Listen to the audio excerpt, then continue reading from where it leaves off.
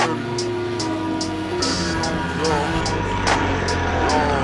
just left Houston, I just left Earth, lean in my car, gas in my blunt. Welcome to the review of my 2006 YZ125. I don't know why I said 20, but we lit. Let's get it.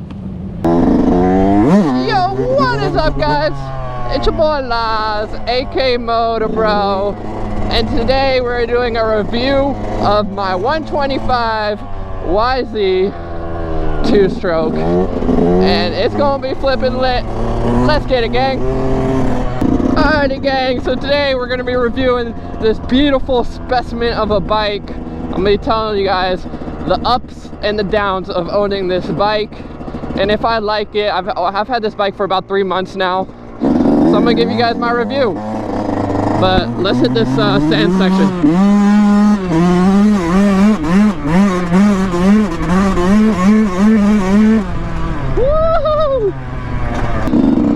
Let's start talking about the upsides. We'll start with the good and then we'll end with the bad about this bike. So the first thing I love about this bike is how light it is. When I'm telling you this YZ is the lightest bike out of all my bikes, I am not lying, bro. I feel like this bike is almost as light as my pit bike, if not lighter than my pit bike, which is crazy because it's like a full-size bike. And then with that lightweightness, it got power, bro. It has so much torque. Woo! Y'all hear that? Bro, like, being lightweight as hell and being a 2-stroke makes it so torquey and so powerful for just being a 125. Like, this bike literally feels like a mini 450. But let me show y'all the bike real quick. It's a nice little area. So yeah, this is the beautiful specimen of a YZ125 2-stroke right here. And it's an 06, if you guys don't know. It's super clean. It got restyled plastics. It's just such a fun bike for like going on the street, going on the dirt, going on trails, going to MX park. Literally, this thing can handle it all, bro. It's ridiculous. The next thing is, it's easy to work on, bro. Look how much room, bro. I could put my hand almost through the whole engine bay area, and it's so flipping easy to work on. Compared to like a bigger bike, like a 450 or like a DRZ, everything gets so tight. And you might be wondering, yo, MotoBroo, what are the wheelie capabilities on this bike? And I really think, like, if you understand how to do wheelies and you got that back brake control and you got your throttle control, let's say you start on a pit bike and you're getting pretty dialed on the pit bike, moving to YZ125 will be perfect, bro. You're definitely gonna have to get used to the power because like look, I don't even have to clutch up. It just pulls up. You see how it just pulls up? You definitely got to get used to the power, but it's so lightweight and it's so easy to maneuver around. Look, I go to the right, I go to the left. It's just such an easy bike to move wherever you want. Which, coming off a DRZ, that's probably the hardest bike to swerve.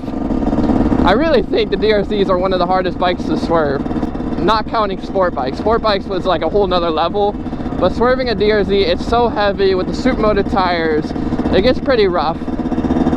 So being able to like swerve on this by just like barely leaning to the left and it just wants to go, I love it.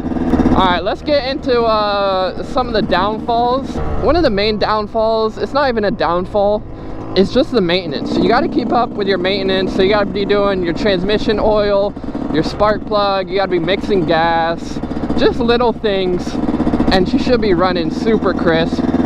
It's definitely a lot more maintenance than like a DRZ, but once you get in like a 450 dirt bike and 125, I feel like they're similar maintenance.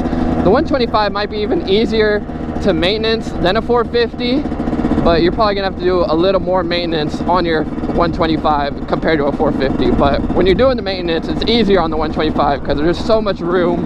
All right, let's shred for a second.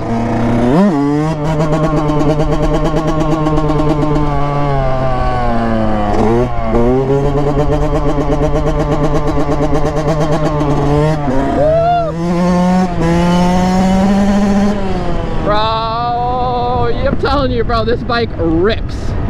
It is so goddamn fast. Oh, let's hit this little bridge wheelie. First gear. Woo. Got a little sketchy in the beginning. It's a little windy out, but you can ride this thing so slow. Look how slow I'm going.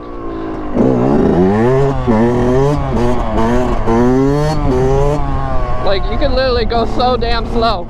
Woo! I guess that's another downfall, if you would want to say it, is the weight. Because when it gets a little windy, like, it's not even crazy windy out today, but when it's a little windy, like, the wind is pushing you around for sure. Like, that's how sensitive this bike is. Like, you barely lean it. Look, I'm going straight, watch. I lean a little bit to the left. You see how easy it is to swerve? That was like a tiny lean to the left. Like, I barely even... You can go way sharper than that, you know?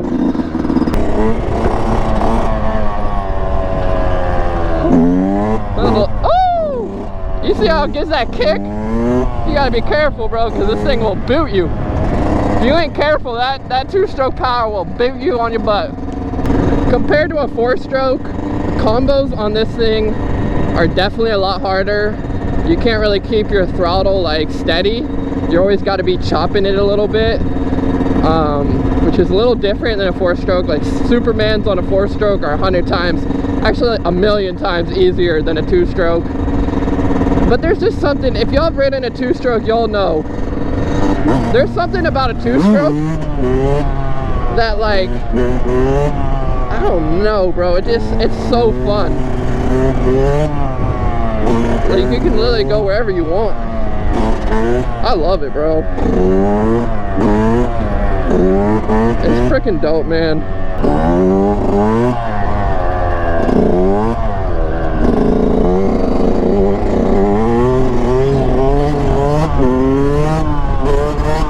Woo!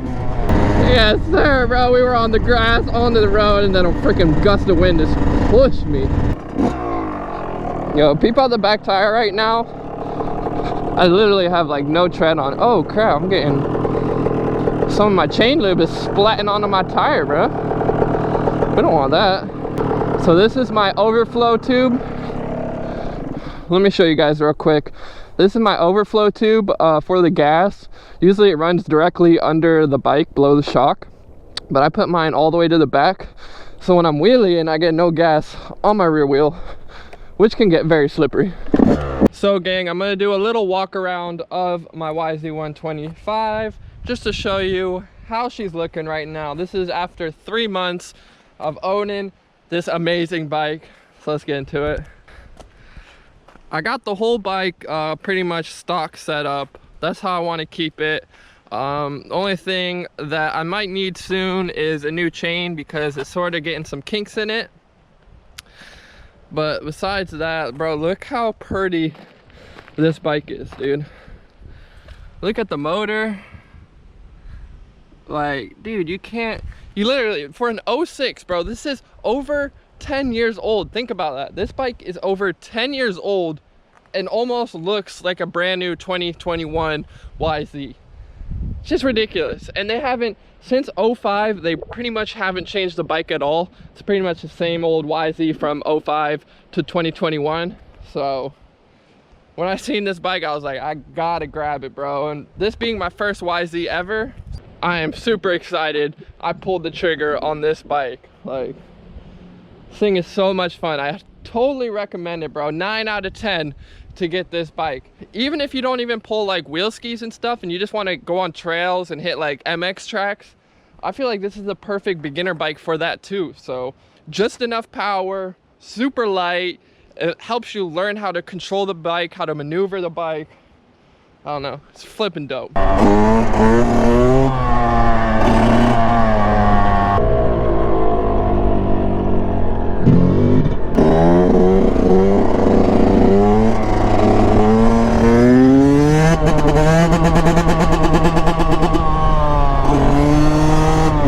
That family was so stoked I waved to them, bro. Alrighty gang, I hope you enjoyed this video, the review of my YZ125. Like I said, I've owned this bike for about 3 months, so this is like a 3-month review of it. It's literally my favorite bike I own right now. So if you're in the market for a YZ125 and you're like, I don't know if I should do it, I'm telling you, pull the trigger, do it. You're gonna love it. But remember, stay motivated. We have merch in the description down below. I freaking love you. We're posting every other day, and we posting bangers. Till next time, stay motivated. Peace.